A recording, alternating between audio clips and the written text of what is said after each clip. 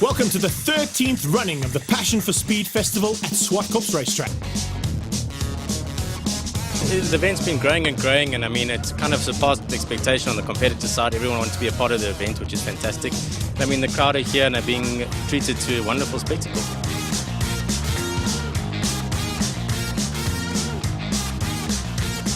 Everybody's out here this weekend, all the big names. Sorrel comes back, Leroy Poulter's out here, Henny Groenewald, so it's going to be hardcore this weekend. Well, obviously, Keith, a good friend of ours, phoned me again the end of last year and said, you're not missing this event. You have to come and do it. And, it is really enjoyable, driving with all the guys. And, with all these big V8s, it's a handful, and maybe the Dakar will help me a bit. It's the race of the year for historics. I mean, and all the top guys are here, all the top cars, and it's going to be fun. All the top talent, there's 17 of them. It's going to be an 8-lap. It's like a sprint race. As they go into turn 1, and it's Thomas Faulkner, Sunday Times Mustang, in the front there with Franco Scribenti on his tail. Here they come, the toy boys in there. There's Sorrel in a big red Galaxy 177. Just behind him, watch 170, that's Leroy Poulter. Just back from the Dakar on the inside. On your left there, 43, in that 1958 Plymouth is Henny Groenewald, and this is going to be one big bat. And look at this. Here it is, last corner. Is Henny going to go on the inside of Sorrel? He goes up, very late braking. Have they got the brakes to do? Sorrel sweeps around the outside. Henny goes over the curve. Sorrel's going to get it. Beforehand we decided we've been at each other's throats for a while.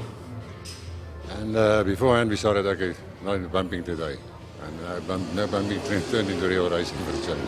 It was really exciting from my point of view as well. And the cars were so evenly matched as well. I had a bit here and he had a bit there, so one could always catch the other one again, and it was great from my side as well. Yeah, strangely, I don't know what we were fighting for, 5th, 6th, 7th, I'm not sure, but to actually enjoy a race that you're fighting for 5th and 6th position was really awesome, and it seems like eventually Sorrel and I have actually learned to respect each other enough on the track that we actually brought the cars back without a bump, but respect to him, he beat me over the line there, and we really had a massive dice. It was awesome, it reminds me of the few years that we've been racing Piper together, but this time we brought both cars back, so it's really been good.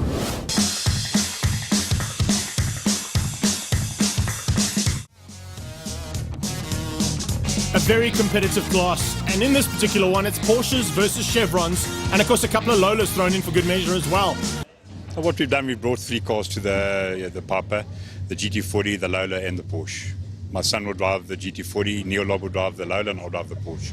And this is just like the old days. We've got Lolas and Chevrons and Porsches. You'll pick them up in Camaros. They're all in here. Costas, the LDS, the Doug Soria developed car as well. And here they come towards us. Scribenti out once again. He's a hard man to beat. On his inside, we haven't seen him before at Zwartkops, is Roman de Beer. He's in that big Lola T70, that green one. It's a beauty. Lola T70 is, of course, with the Forerunners, the GT40. That's a Lola. Also, that orange car, the Gunson-coloured car, a little bit further back. Yeah, Neil Lobb at the wheel of that one. You can see being pressurised now. It's Porsche's 917 side by side almost as Frost had to back out of that. Campos cut his nose off. And Campos just manages to keep his nose ahead of the first of those 917 Porsches, and now maintains that battle. Behind them comes Coral, and Coral Pinar, well, he's in amongst some seriously quick little sports cars. Absolutely. The Chevrons, those 2-litre Chevrons, the most effective car. And hold on, Peter Jenkins has gone into Willie Hepburn.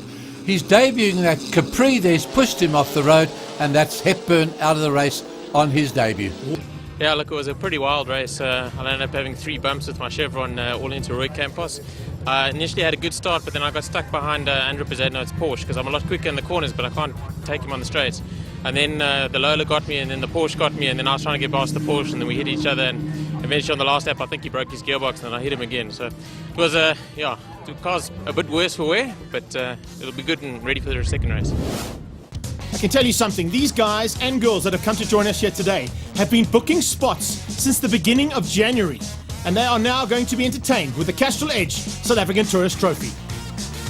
Franco Scribenti is of course a long-standing campaigner in this class, but he's got a couple of newbies who have come to play, and it looks like Roy Campos might be giving him a little bit of a run.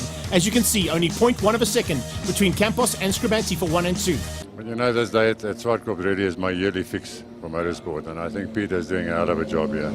Another 32 cars On the circuit, the 7 international drivers from the United Kingdom, also from the Isle of Man, from Sweden, also from the Netherlands. Fantastic to see they come out to South Africa to race here in the Castrol Edge South African Tourist Trophy. And here we go. Scribanti around the outside. Looks like he's got the drop on Campos. Campos was on the inside.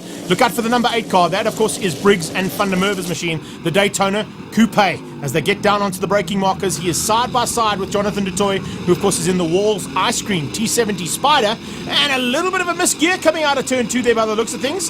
Yes, indeed. And there comes the Cobras. Look out for Cobras involved in this race too. 45 minutes sounds a long time, but it's like a sprint race. These guys go so quickly, you can't afford to make a mistake. And Ollie Delay, out of shape. He's from Mauritius. Roy Campos, back in the Lola. Can you believe it? It's about 48 years old, these Lolas.